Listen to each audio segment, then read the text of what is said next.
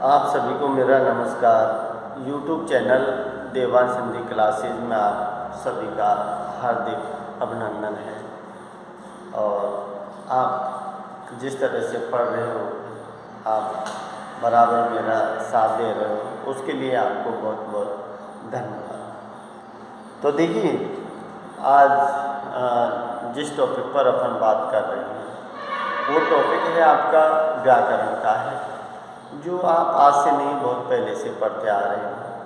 तो इससे पहले का वाला जो वीडियो है संज्ञा के ऊपर शुरुआत की है वो मैंने बना दिया है, वो भी डलने वाला है आपको। और अब दूसरा पार्ट है जिसको मैं डाल रहा हूँ।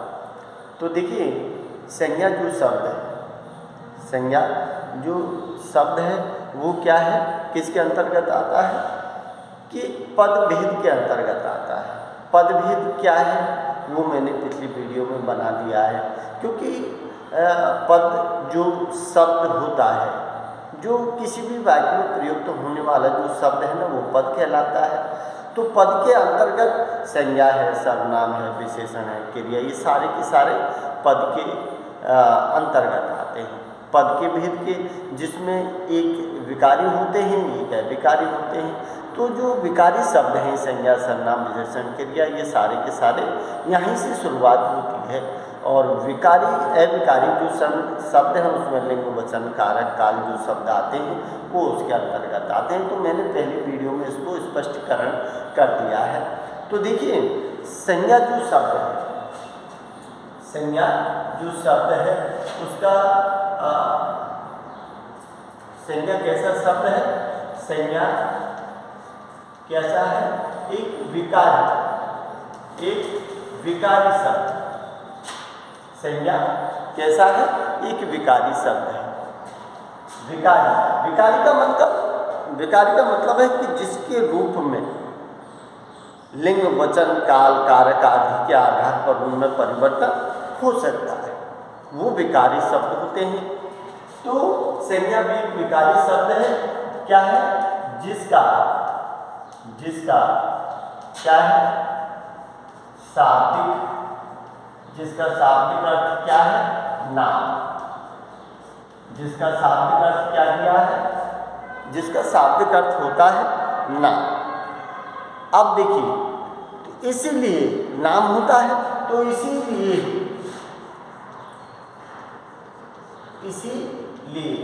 क्या दिया है? संसार की प्रत्येक वस्तु या व्यक्ति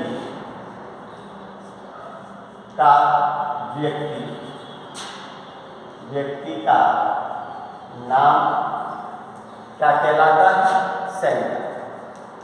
संज्ञा कहलाता है।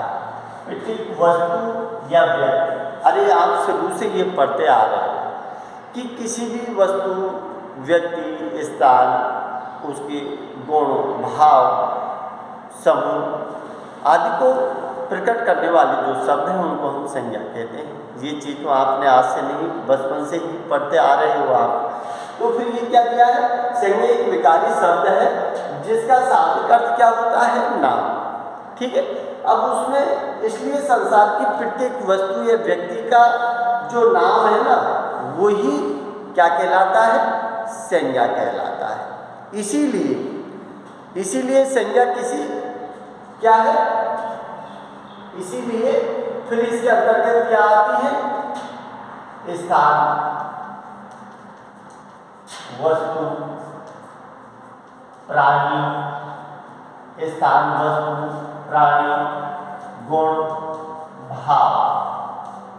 गुण, स्थान, वस्तु, प्राणी, गुण, भाव आदि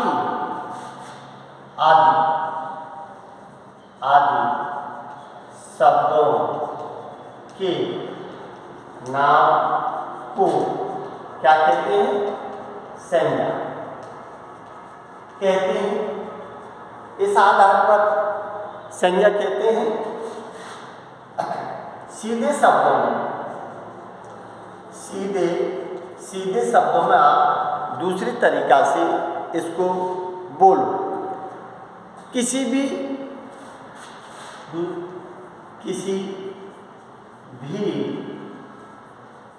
वस्तु व्यक्ति,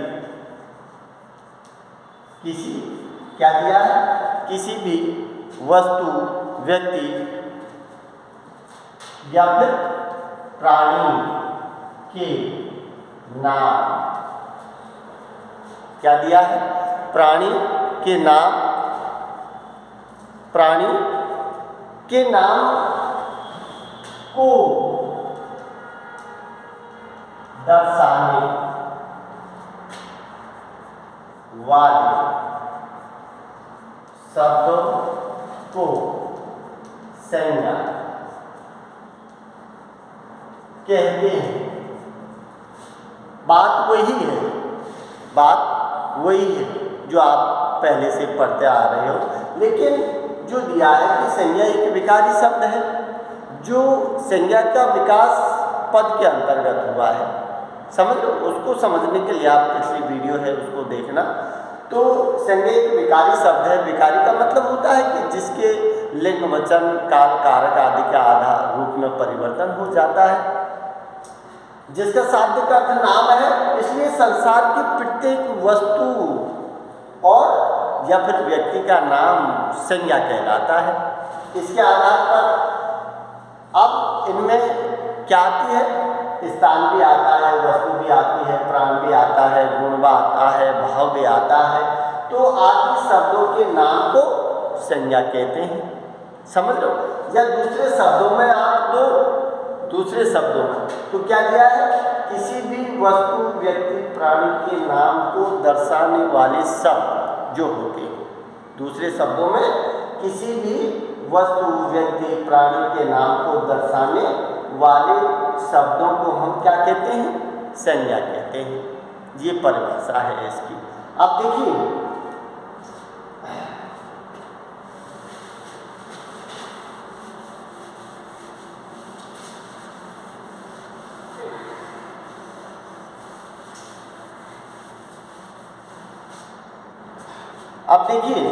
संज्ञा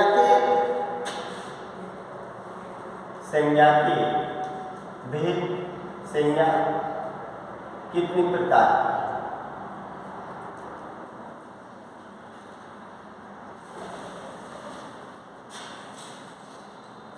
संज्ञा कितनी प्रकार की?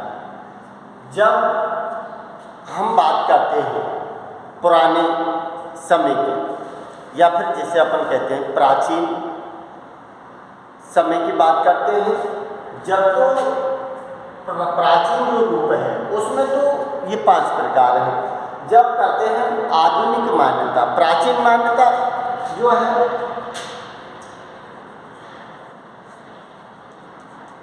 प्राचीन जो मान्यता है, इस प्राचीन मान्यता में कौन कौन सी है?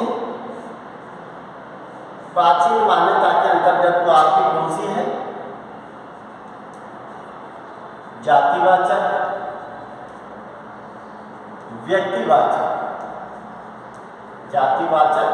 व्यक्तिवाचक और भाववाचक। और चौथी कौन सी है? समूहवाचक। और 5वीं कौन सी है आपकी?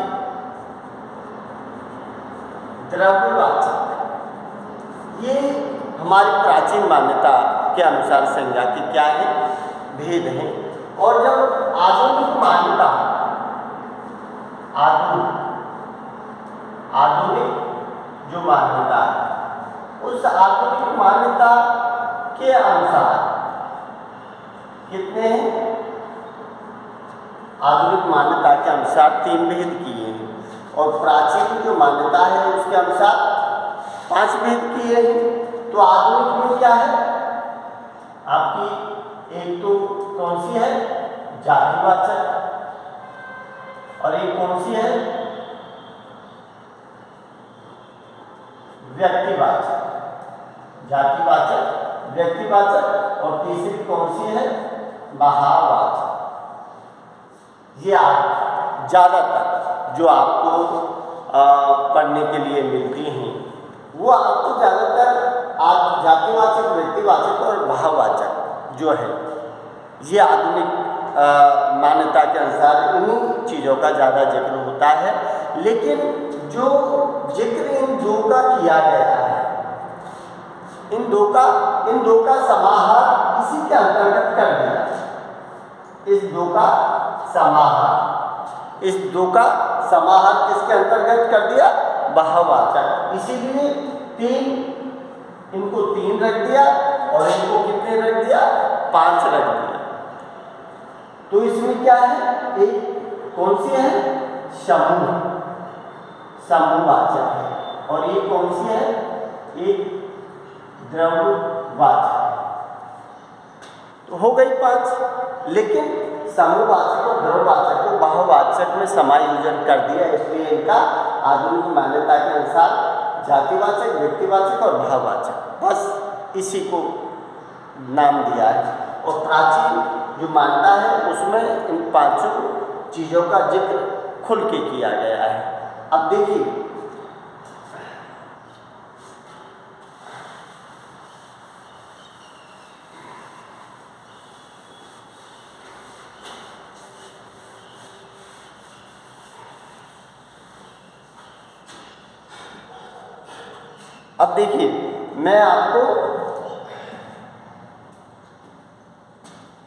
मैं 5 को एक साथ लिख के ही आपको बता देता हूं। तो ये क्या है?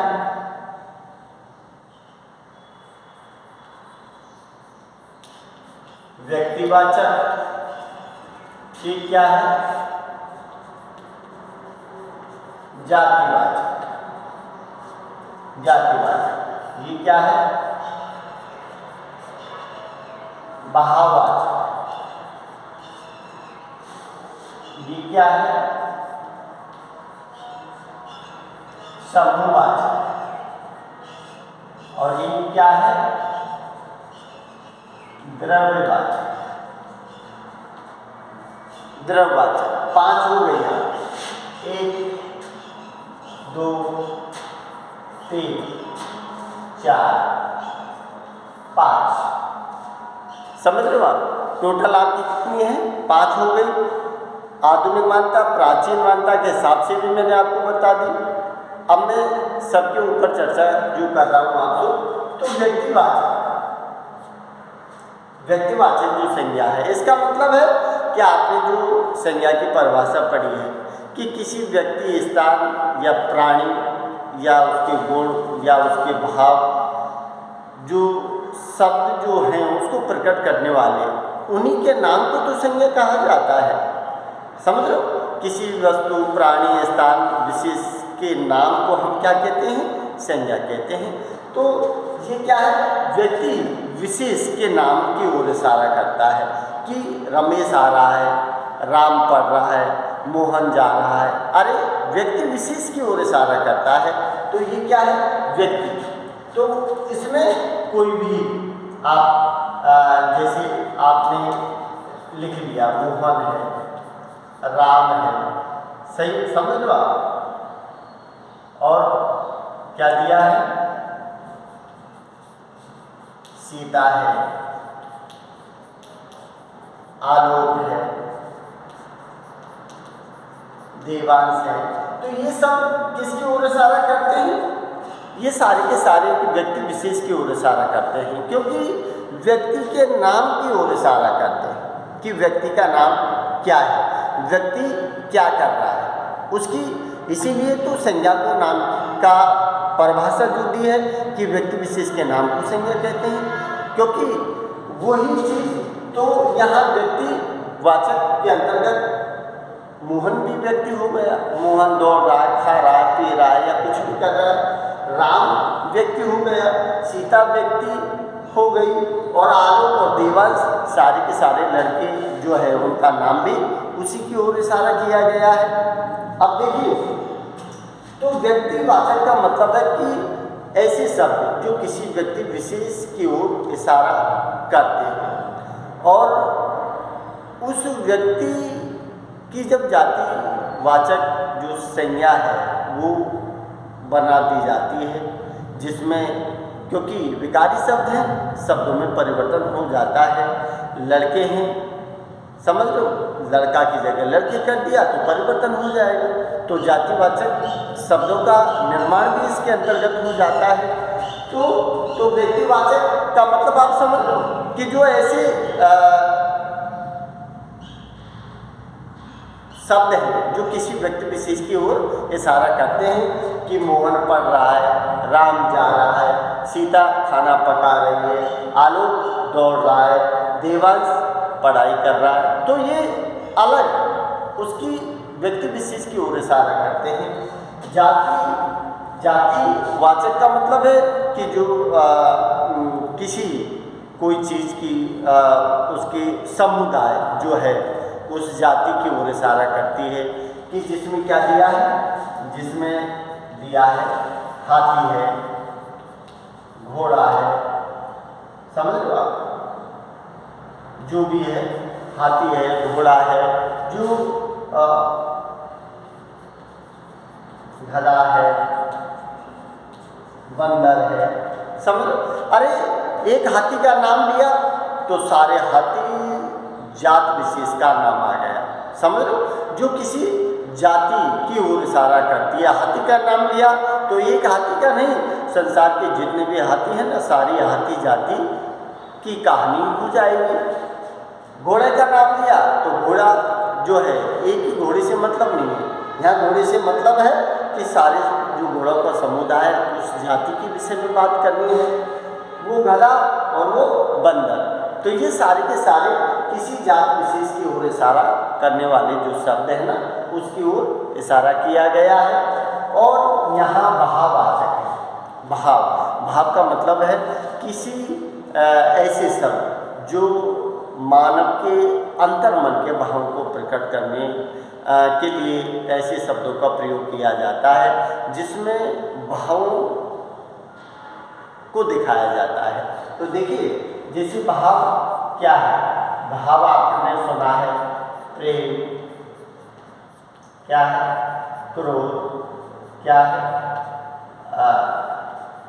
सुंदरता क्या है, मिठास क्या है, बुराई, समझ लो आप। तो ये सारे के सारे जो मन के अंदर के भाव होते हैं, उन भाव की ओर इशारा करता है। क्या है? प्रेम जो है अपने मन के अंदर का एक भाव है। ईर्षा, द्वेष, घृणा, लज्जा, समझ लो, ग्लानि, ये सारे के सारे मन के अंदर के भाव हैं। क्रोध भी भाव है, सुंदरता भी भाव को प्रकट करने वाली है, मिठास किसी चीज़ को खाओगे उसके भाव को दिखाने के लिए है, बुराई भी एक मन का भाव है। तो ये सारी की सारी जो है ये भाववाचक संज्ञा के अंतर्गत आते हैं। और समूहवाचक हैं। समूह का मतलब है जहाँ एक से अधिक भीड़ भाड़ थोड़ा सा अधिक संख्या में दिखाने वाली जो बातें होती हैं वहाँ दिखाई जाती हैं। तो समूह का मतलब क्या हो गया आपका, जैसे कक्षा, जैसे सेना, जैसे दल, जैसे पुलिस, समझ, जैसे परिवार, जैसे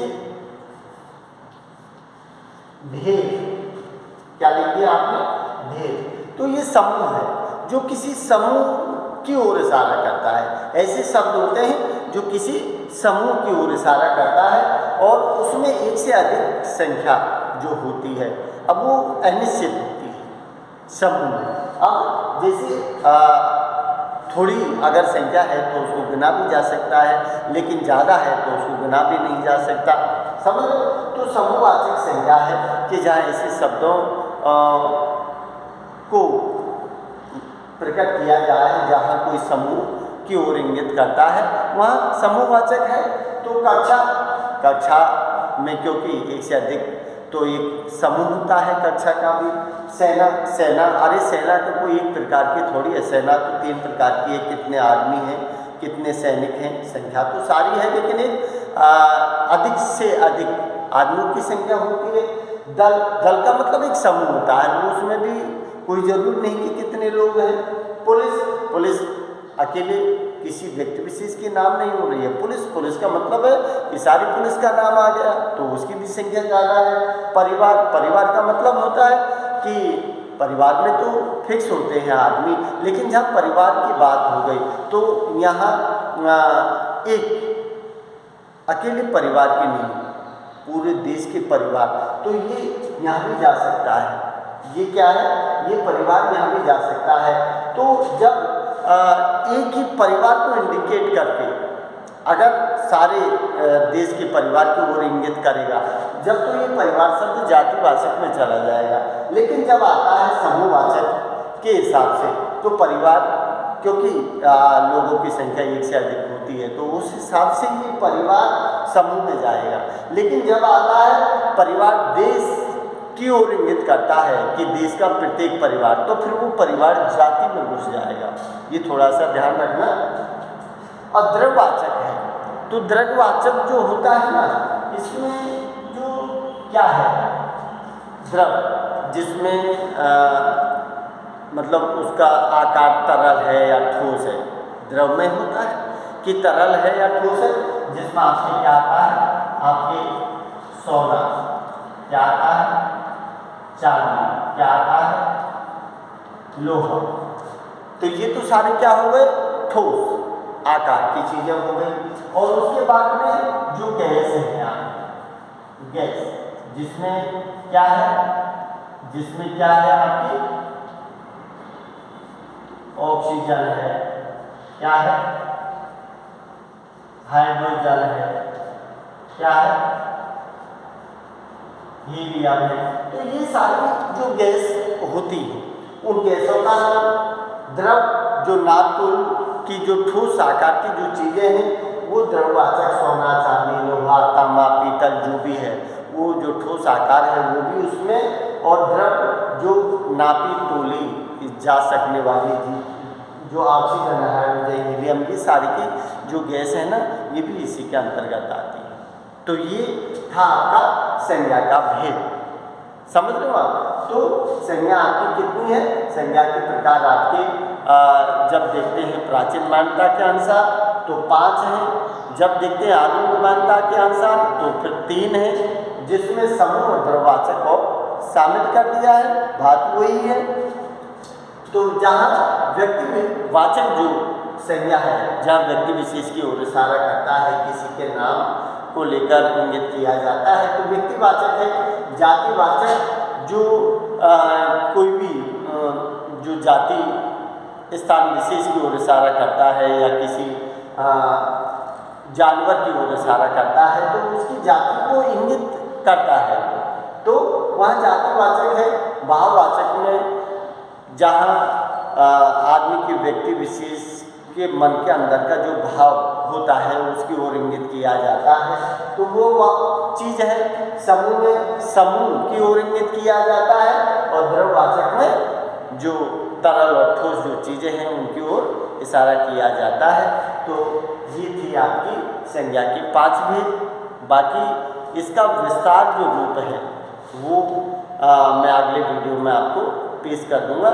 जब तक मैं आपसे अलविदा होना चाहता हूँ, क्योंकि समय नहीं मिल पा रहा है, तीनों पारियों में एग्ज़ाम चल रही है, इसलिए मैं आपसे क्षमा मांगता हूँ कि रूटीन में आपको वीडियो नहीं डाल पा रहा हूँ।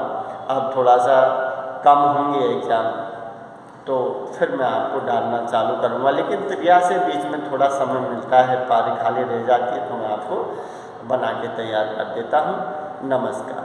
और आपको अच्छा लगे तो लाइक शेयर सब्सक्राइब जरूर कर दीजिएगा। धन्यवाद।